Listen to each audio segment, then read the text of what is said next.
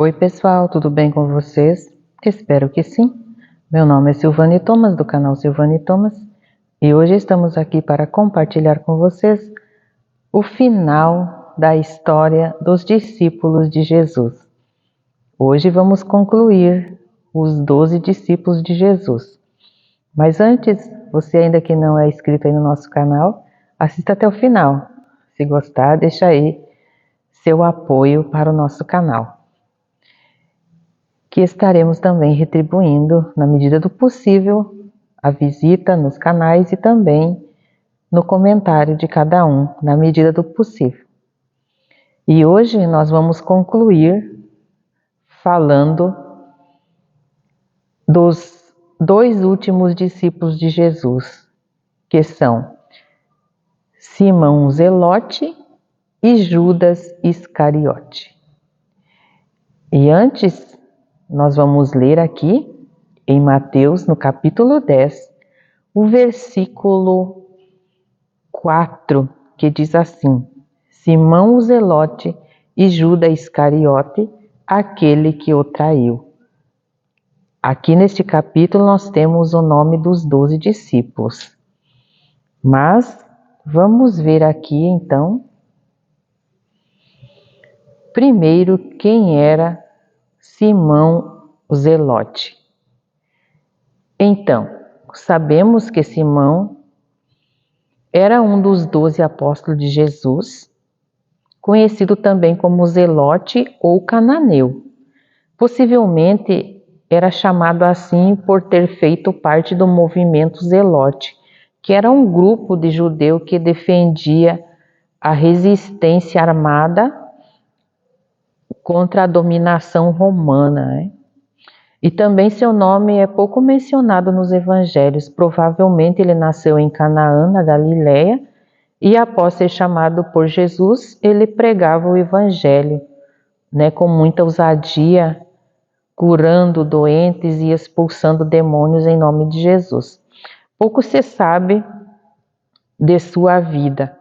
E após a morte de Jesus, acredita-se que ele tenha continuando a pregar o evangelho em outros lugares, como a Pérsia e na Mesopotâmia, onde tempos depois também morreu como mártir por causa de sua fé. Então, concluímos que Simão Zelote é um símbolo de fé e compromisso com Deus. Mesmo em fase de perseguição, sua história nos lembra que seguir Jesus nem sempre é fácil, mas que vale a pena a perseverança, né? Como eu já comentei em outros vídeos, todos eles tinham a mesma esperança, que era a vida eterna. E agora nós vamos falar de outro discípulo que, infelizmente, não é referência para nós, né? Mas a palavra do Senhor está na Bíblia escrita, assim como tem coisas boas para nós seguir, como cada um dos discípulos que nós já falamos até aqui, que eram homens de fé, homens perseverantes, homens que faziam o bem. Esses são homens que nós precisamos ter em conta, que faziam obras maravilhosas que agradavam a Deus e devem ser seguido até hoje o exemplo de cada um deles.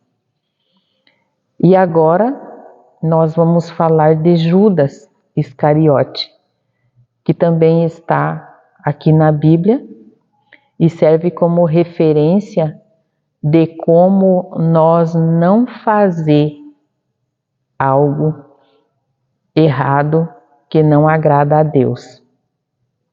Então, vamos ver quem era o Judas Iscariote. Judas Iscariote também era um dos discípulos chamado por Jesus Cristo, conhecido como traidor, porque entregou Jesus aos líderes judeus por 30 moedas de prata. E através de um sinal, que era um beijo no rosto, né, ele entregou Jesus. E o nome Iscariote pode estar relacionado à região de Queriote, ou a palavra grega para sicário, que significa um assassino profissional. Este é o significado, né, do nome, talvez, de Judas. Nasceu em Queriote, na Judéia, e era tesoureiro do grupo, né, dos apóstolos. Cuidava do dinheiro. E os motivos de Judas para atrair Jesus são muito complexos e não totalmente claros nos evangelhos, né? Porque não conta detalhes o porquê. Algumas possibilidades incluem ganância, desilusão com Jesus ou crença de que Jesus forçaria uma revolta contra os romanos. Isso são teses, né? No caso, algo que talvez poderia acontecer que estava em sua mente. E após a traição contra Jesus, Judas ele até se arrepende, né? Devolvendo as moedas de prata aos líderes judeus. Mas infelizmente o remorso, creio que foi grande, né, na sua mente, que ele acaba se suicidando.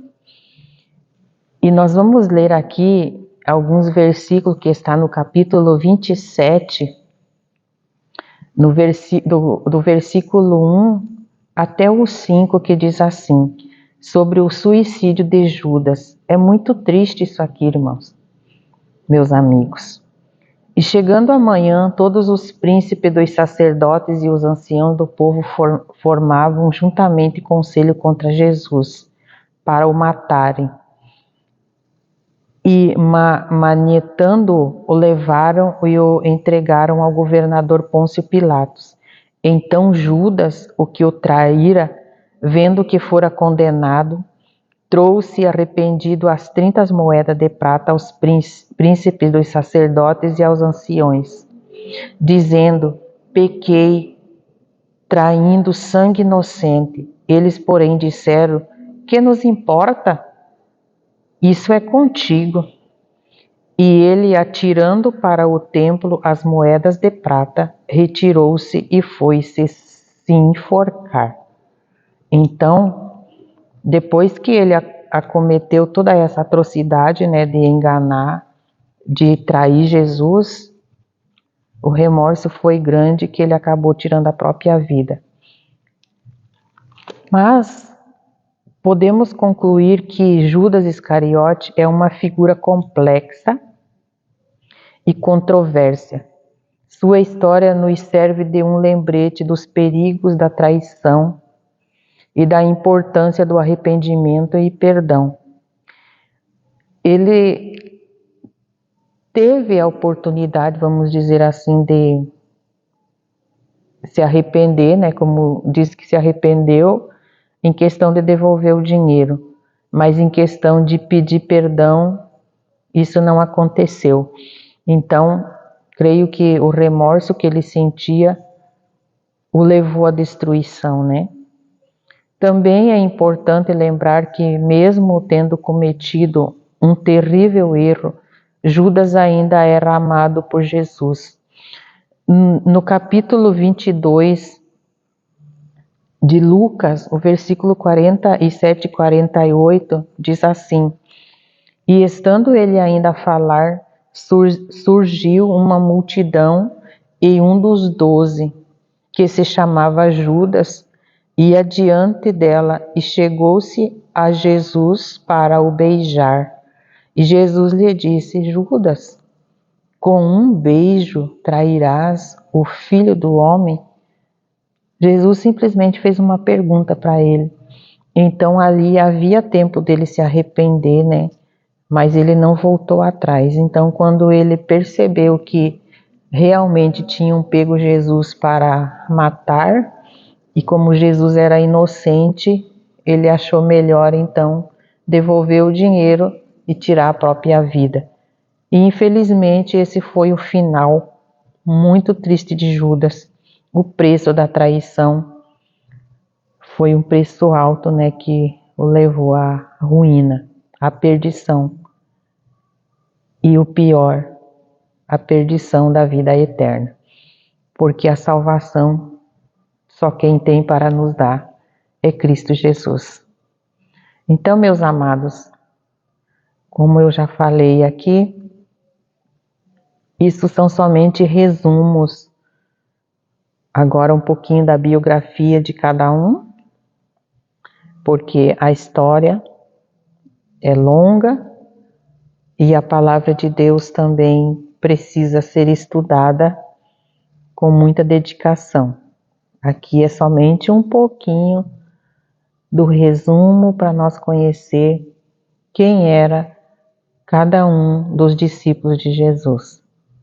E todos nós vemos que tinham o mesmo propósito de servir a Jesus com excelência, com fé, com confiança, com esperança, de no futuro, partindo desta vida para outra, ter a vida eterna que só está em Cristo Jesus. Então, meus amados, que Deus abençoe a todos e nos vemos na próxima semana com uma outra história da Palavra de Deus.